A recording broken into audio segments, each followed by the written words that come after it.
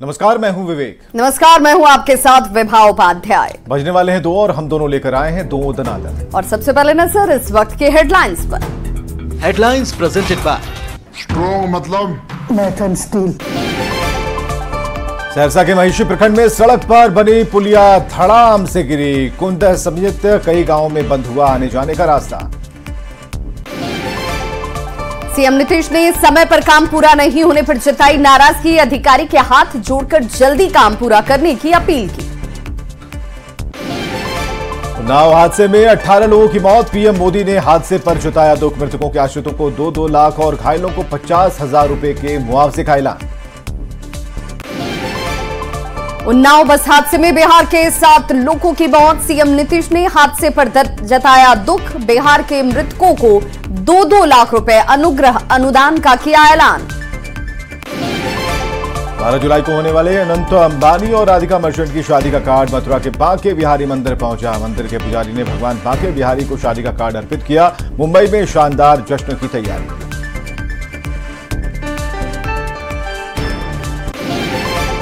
Headlines presented by strong मतलब Maithon steel.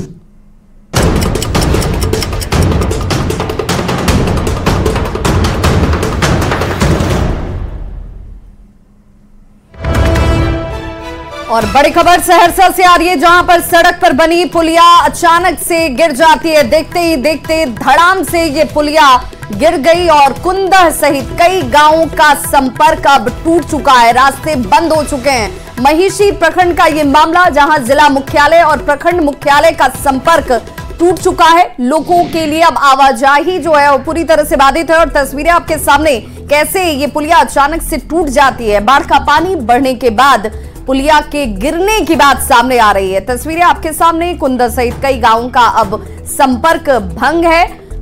और कुमार अनुभव हमारे साथ इस वक्त ज्यादा जानकारी के साथ फोन लाइन पर जुड़ चुके हैं। कुमार अनुभव, क्या कोई अधिकारी पहुंचा है? लोगों का क्या कहना है इस पुलिया के गिरने के बाद? जी, मैं बता दूं कि जो नेपाल के तराई इलाके में इन दिनों बारिश की वजह से कोसी का जलस्तर बना था।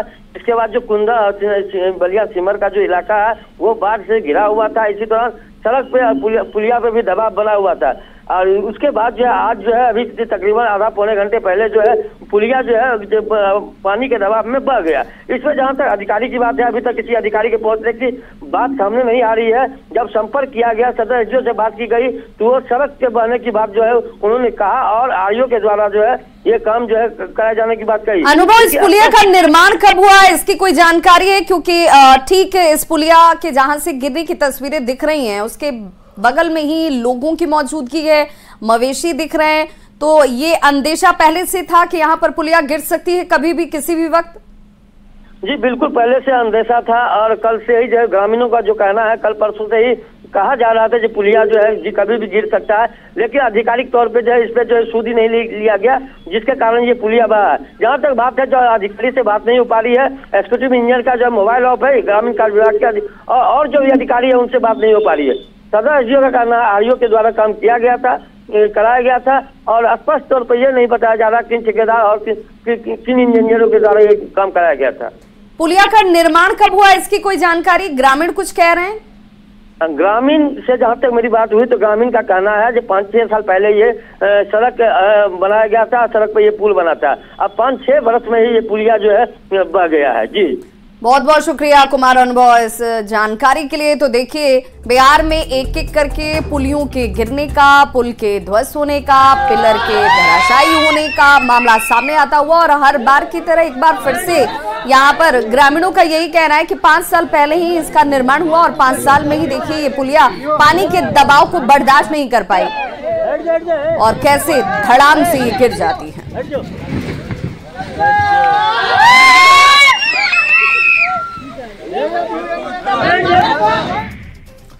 पूर्णिया के रुपौली विधानसभा उपचुनाव के लिए वोटिंग जारी है। सुबह 11 बजे तक 18.48% मतदान हुआ है। मतदान केंद्रों पर वोटरों की लंबी कतार है।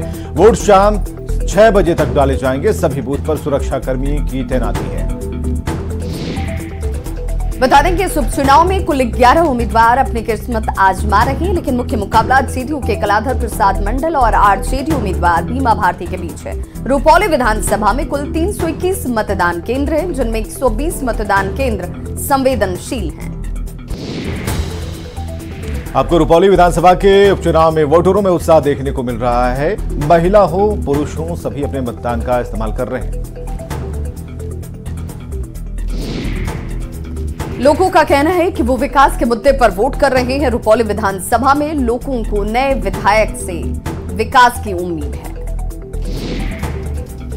पूर्णिया के रुपौली विधानसभा उपचुनाव में वोटिंग जारी है। इस दौरान आरजेडी प्रत्याशी बीमा भारती ने अपने गांव भिट्ठा के मतदान केंद्र संख्या 90 पर वोट डाला।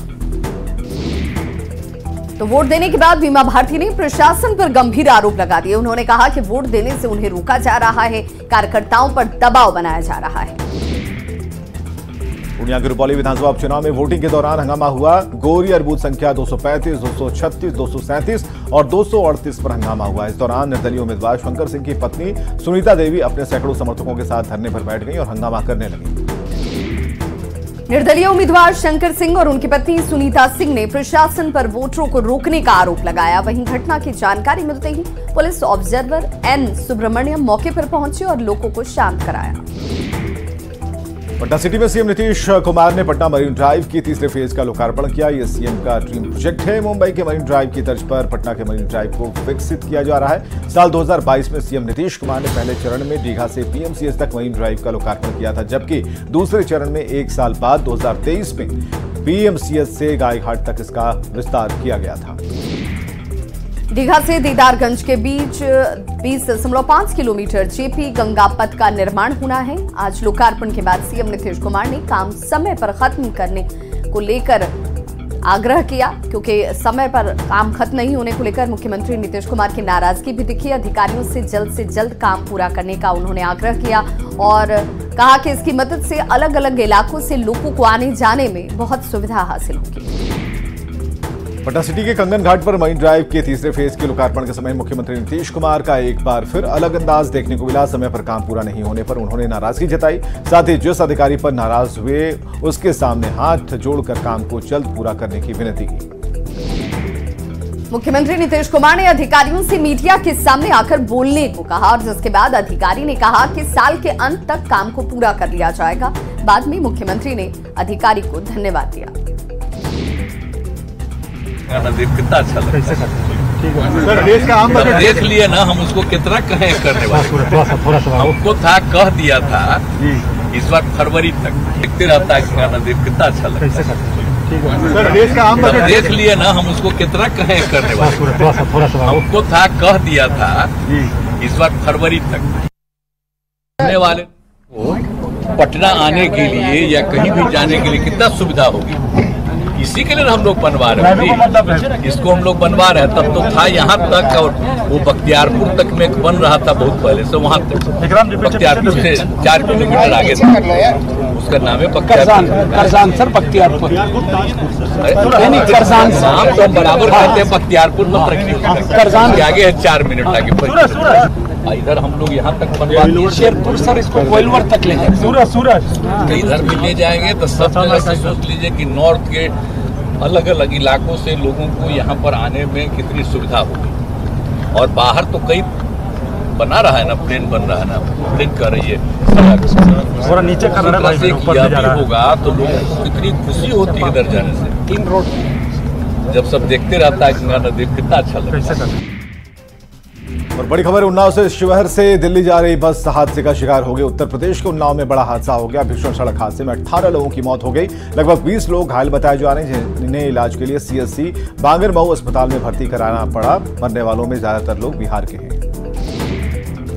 6 लोग शिवहर और एक व्यक्ति सीवान का रहने वाला बताया गया है। मरने वालों में 5 लोग मोतिहारी के भी शामिल हैं। उन्नाव जिले के बेहटा मुजावर थाना इलाके के गढ़ा गांव के पास ये घटना हुई। पुलिस के मुताबिक सुबह करीब 5:15 बजे आगरा लखनऊ एक्सप्रेसवे पर डबल डेकर बस बिहार के शिवहर से दिल्ली जा रही थी और तभी अचानक से बस पीछे से दूध के भरे टैंकर में जोरदार टक्कर मारती है, जिसमें 18 लोगों की मौत हो गई।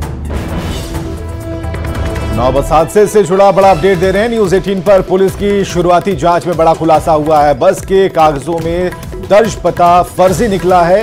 खेती किसानी करने वाले व्यक्ति के नाम से महोबा जिले में रजिस्टर्ड थी बस और दिल्ली का रहने वाला चंदन जायसवाल पहाड़गंज से बसों को संचालित करता है। बस की जांच में अहम खुलासा हुआ है। जांच में बस का परमिट और बीमा भी नहीं है। आरटीओ अधिकारी बेहटा मुजावर थाने में बस मालिक के नाम पर एफआईआर दर्ज कराएंगे। अब तक 18 लोगों के उन्नाव इस हादसे में मौत हो चुकी है। 19 घायल हैं। 5 घायल को लखनऊ रेफर किया गया है। उन्नाव के बेहटा मुजावर थाना क्षेत्र के आगरा लखनऊ एक्सप्रेसवे पर यह दर्दनाक हादसा हुआ। और तस्वीरें आप देख पा रहे हैं, आगरा लखनऊ एक्सप्रेसवे पर बड़ा हादसा हुआ है और इस तस्वीर में आप देख सकते हैं कि बस के परखच्चे उड़ गए। घटनास्थल की तस्वीर भी आप इस वक्त स्क्रीन पर देख रहे हैं।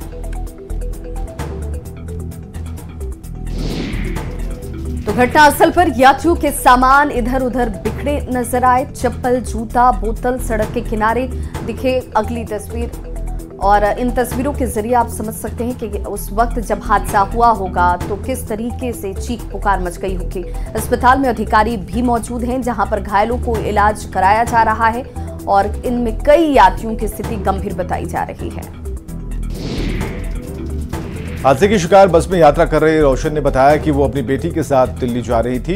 हादसे के वक्त सोई हुई थी। अचानक तेज आवाज में शोर शराबा सुनकर रोशन की नींद खुली। चारों तरफ चीख पुकार मची थी और किसी शख्स की मदद से किसी तरह वो बेटी को लेकर बस से बाहर निकली। कहाँ से आ रही थे? बिहार से आ रहे थे। ये हादसा कैसे जब हुआ तो आप लोग सोए हुए थे? अच्छा। हाँ, सोए हुए थे। हम भी सोए थे, हमारी लड़कियों सोई थी, सब लोग सोए थे। तो जब हादसा तो अचानक आवाज आई आंधी तूफान के जैसे, तो फिर जल्दी जल्दी लड़की को उठाए कि उठो भागो भागो। लोग खूब चिल्ला रहा था, उसमें खूब शोर मच रही थी। अब जैसे तैसे अपने उतरे हैं, लड़की को उतारे, उतर नहीं पा रहे थे। कोई बंदा सहारा किया, उतारा है। तो आप बिहार में रहती हैं या दिल्ली में रहती थी? कहाँ? अरे हम लोग रहते बिहार में ही हैं, लेकिन यहाँ गरीब आदमी मजदूर है, कमाने खाने के लिए यहाँ रहते हैं। उन्नाव हादसे में बिहार के ज्यादातर लोगों की मौत हुई है और मरने वालों में 5 लोग मोतिहारी के शामिल हैं। ये सभी फेनहारा प्रखंड के वार्ड संख्या 11 के रहने वाले थे। ये बताया जा रहा है कि 5 एक ही परिवार के रहने वाले थे जिनकी मौत हुई है। 3 और लोग घायल भी बताए जा रहे हैं। ये सभी लोग बस से दिल्ली जा रहे थे। मौत की खबर मिलने के बाद गांव में मातमी सन्नाटा है। मृतकों के परिवार के बीच चीख पुकार मची है। उन्नाव बस हादसे में शिवहर के अब तक 4 लोगों की मौत की खबर सामने आ रही है और हादसे के बाद से शिवहर में भी मातम का माहौल है। घटना के बाद परिजनों का रो रो कर बुरा हाल है। उन्नाव बस हादसे के बाद न्यूज 18 की टीम बिहार के अलग अलग जिलों में बसों की सेफ्टी की रियलिटी चेक कर रही है। ज्यादातर बसों में देखा जा रहा है कि यात्रियों की सेफ्टी का कोई ख्याल नहीं है। तो बसों में भेड़ और बकरियों की तरह यात्रियों की जान को जोखिम में डाला जा रहा है। बसों से बिहार आना या फिर बिहार से दूसरे राज्यों में जाना, यहाँ पर यात्रियों की संख्या के हिसाब से बसों में स्थिति बहुत ज्यादा चिंताजनक नजर आती है। अधिकांश बसें टूरिस्ट परमिट के नाम पर तो चल रही हैं, लेकिन कोई कार्रवाई इस पर हो नहीं रही। उत्तर प्रदेश के उन्नाव में भीषण सड़क हादसे में 18 लोगों की मौत हुई। 30 से ज्यादा लोग घायल हैं और इस हादसे के बाद शिवहर में बस संचालकों में हड़कंप है। तो कई जगहों से खुलने वाली बसें जो हैं वो अपनी जगह से गायब नजर आ रही हैं। बस हादसे के मामले में सबसे बड़ी लापरवाही सामने आ रही है कि बसों का परिचालन टूरिस्ट परमिट के आधार पर किया जा रहा था। यूपी के उन्नाव में हुए बस हादसे के बाद बिहार से दिल्ली जाने वाली बसों की सेफ्टी पर सवाल खड़े होने लगे हैं। सड़क सुरक्षा पर जागरूकता अभियान चलाने वाले हेलमेट मैन शाहिद ने कहा कि हादसों पर रोक लगाने के लिए रफ्तार पर ब्रेक लगाना बहुत जरूरी है। उन्होंने कहा कि वाहनों की सेफ्टी मानक की जांच के बाद ही एक्सप्रेसवे पर चलने की अनुमति दी जानी चाहिए। इससे काफी हद तक हादसों पर काबू लगाया जा सकता है। गोपालगंज में NH 27 और NH 531 पर बालू और गिट्टी वाले ट्रकों की अवैध पार्किंग से सड़क हादसे हो रहे हैं। नगर थाना क्षेत्र के भंजारी मोड़ से लेकर चनपट्टी तक ट्रकों की अवैध पार्किंग है। परिवहन विभाग के आंकड़ों के अनुसार एक साल में एनएच पर 76 सड़क हादसे हुए, जिनमें 67 लोगों की मौत हुई है। बताया जा रहा है कि इन हादसों की वजह एनएच पर बालू और गिट्टी लदे हुए ट्रकों की अवैध पार्किंग है। बाईपास में लगता है जी, पार्किंग की व्यवस्था नहीं किया गया? नहीं, ऐसा कुछ व्यवस्था नहीं है बाईपास है। ऐसा कुछ बाईपास दिया है सरकार हम लोग को, बड़े गाड़ी के लिए बाईपास देता है, छोटा गाड़ी के लिए नहीं है। ये तो आए दिन इस पे बातें चलती हैं। अभी कुछ दिन पहले भी एक हादसे हुई थी चुनाव के लेके, अभी बरहिमा के पास खड़ी ट्रक में ही पुलिस की गाड़ी जाके लड़ी थी। इस पे भी काम चल रही है, बहुत जल्द इस पे देखिए परिवहन विभाग के द्वारा खाली कराई जाएगी एनएच को। उत्तर प्रदेश के उन्नाव में भीषण सड़क हादसे में 18 लोगों की मौत हो गई, 30 से ज्यादा लोग घायल बताए जा रहे हैं और इस हादसे के बाद शिवहर में बस संचालकों में हड़कंप है।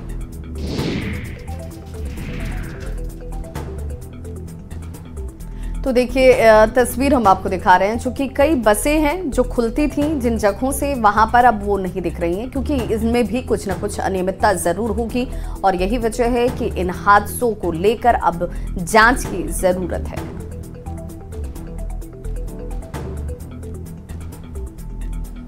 तो उन्नाव हादसे के बाद अब एक बार से ये सवाल उठने लगा है कि क्या बसों का जो परिचालन हो रहा है वहां पर सेफ्टी मानकों का उल्लंघन किया जा रहा है। टूरिस्ट परमिट के साथ ये बसें चलाई जा रही हैं, लेकिन जो सुविधाएं यात्रियों को मिलनी चाहिए वो नहीं दी जाती हैं।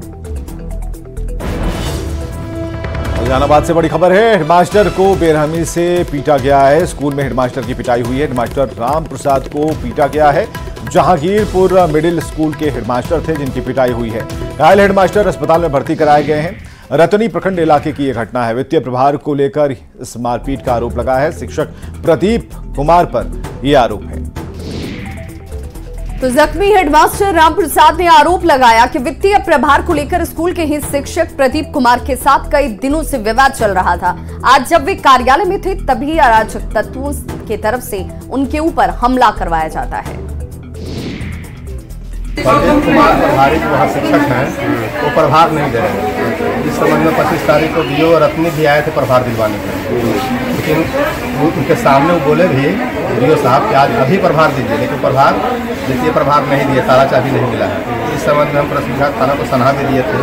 डीओ जहानाबाद को भी सूचना दी है लिखित, डीओ रतनी को भी सूचना दिए हैं, लेकिन अभी तक कोई कार्रवाई नहीं हुई। गुंडा लगा के एक प्रदीप कुमार वहाँ के जो टीचर है प्रदीप कुमार नाम है, वही सब कांड करवाया है। और बिहार विधान परिषद के सभापति अवधेश नारायण सिंह एक दिवसीय दौरे पर आरा पहुंचे। आरा सर्किट हाउस में सभापति अवधेश नारायण सिंह का जोरदार स्वागत किया गया। इस मौके पर बड़ी संख्या में लोग मौजूद रहे। तो सभापति अवधेश नारायण सिंह ने कहा कि बिहार के मुख्यमंत्री नीतीश कुमार ने हम पर भरोसा जताया है, वो सीएम के विश्वास पर जरूर खरा उतरेंगे। भोजपुर जिला के विकास के लिए वो हमेशा से तत्पर रहे हैं, आगे भी वो विकास की एक लंबी लकीर खींचेंगे। देखिए नीतीश कुमार जी ने कितना विकास किया पूरे बिहार में। वो 2005 के पहले इस तरह के विकास की कोई कल्पना भी नहीं करता था, लेकिन 2005 में जब सरकार बनी यहाँ पर नीतीश कुमार जी की अगुवाई में, और इसके बाद लगातार विकास हुआ। कितना विकास हुआ कि लोगों की एक भूख जगी विकास के प्रति। और राज्य से बड़ी खबर, कांके इलाके में ईडी ने दबिश दी है। कमलेश के ठिकानों पर टीम पहुंची है और रिसोर्ट की जमीन की मापी की गई। जमीन घोटाले का आरोपी कमलेश है और पहले भी ईडी छापेमारी कर चुकी है और कमलेश के घर से 1 करोड़ रुपए कैश मिले थे और इसके अलावा 100 राउंड जिंदा कारतूस भी बरामद किए गए थे। आपको बताएं कि ईडी के 3 समन दिए जाने के बाद भी कमलेश अब तक ईडी दफ्तर नहीं पहुंचा। इसके बाद अब ईडी ने आरोपी को चौथा समन जारी किया। और बड़ी खबर जमशेदपुर से, जहां पर शुभम सिंह नाम के युवक की गोली मारकर हत्या कर दी गई है। शुभम एक ट्रांसपोर्ट कंपनी में कंप्यूटर ऑपरेटर का काम करता था। जानकारी के मुताबिक शुभम करेज कॉलोनी में अपराधी रहे मनोज दास के घर शराब पी रहा था। इस दौरान हुए विवाद में उसे गोली मारी गई। फिलहाल सभी आरोपी फरार बताए जा रहे हैं। बताया जा रहा है कि वारदात में साहिल दास नाम के शख्स का हाथ है। पुलिस जांच में जुटी है।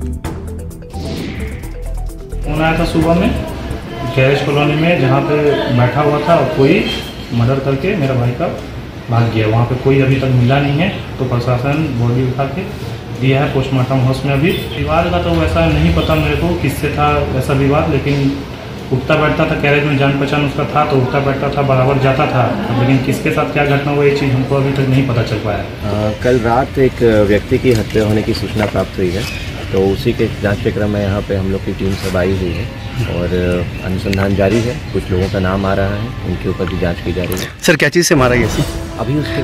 और बड़ी खबर चाईबासा से, जहां पर सुरक्षा बलों ने नक्सलियों के मंसूबों पर पानी फेर दिया है। नक्सलियों ने रेलवे ट्रैक उड़ाने के लिए आईडी बम लगाने की भी कोशिश की थी, लेकिन रेलवे कर्मचारियों की मुस्तैदी से ऐसा नहीं हो पाया।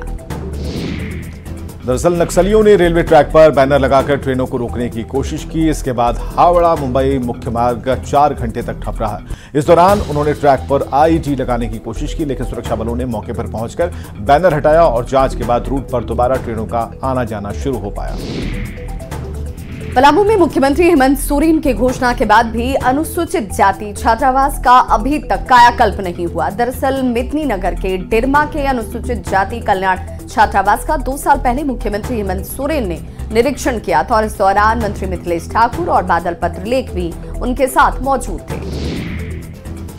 उस वक्त सीएम हेमंत सोरेन ने जर्जर छात्रावास को देखकर छात्रों को नई बिल्डिंग बनवाने का आश्वासन दिया था, लेकिन अधिकारियों ने आज तक इस पर कोई संज्ञान नहीं लिया। छात्रावास का जायजा लिया था हमारे सहयोगी ने।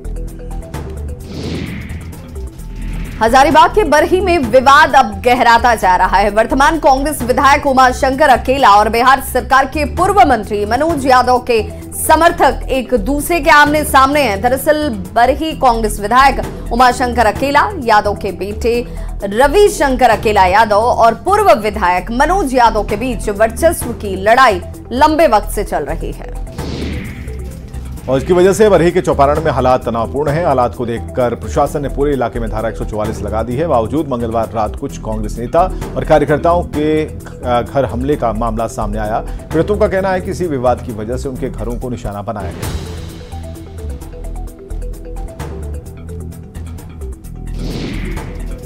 ये बाकी है लोकतंत्र में पुतला दहन करना, किसी को अधिकार है पुतला दहन करो, नारा लगाओ, ये अलग बात है। मेरा कहना है कि यदि जो कोई पुतला दहन करता है तो दूसरा भी पुतला दहन करेगा।